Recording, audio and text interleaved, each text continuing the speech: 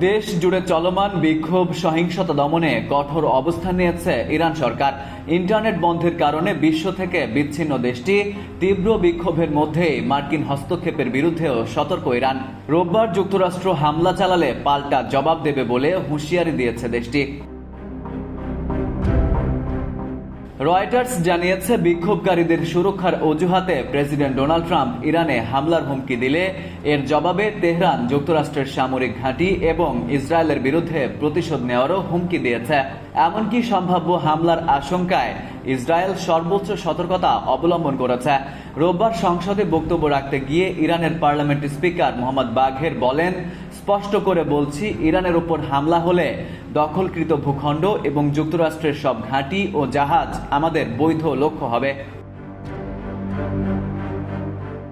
এদিকে ইরানে চলমান অস্থিরতা নিয়ে বেশ সরব যুক্তরাষ্ট্র। মার্কিন গণমাধ্যমের খবর, বিক্ষোভ ইস্যুতে ইসরায়েলি প্রধানমন্ত্রী বেনিয়ামিন নেতানিয়াহুর সঙ্গে ফোন আলাপ করেছেন মার্কিন পররাষ্ট্রমন্ত্রী মার্কো রুবিও।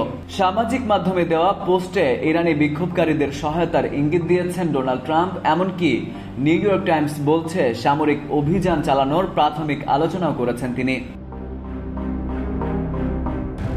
বিভিন্ন সূত্রের বরাতে বিভিন্ন গণমাধ্যম দাবি করছে, গত 48 ঘন্টায় প্রাণ গেছে কমপক্ষে 2000 আন্দোলনকারীর। হাসপাতালগুলোতে বাড়ছে হতাহতদের ভিড়।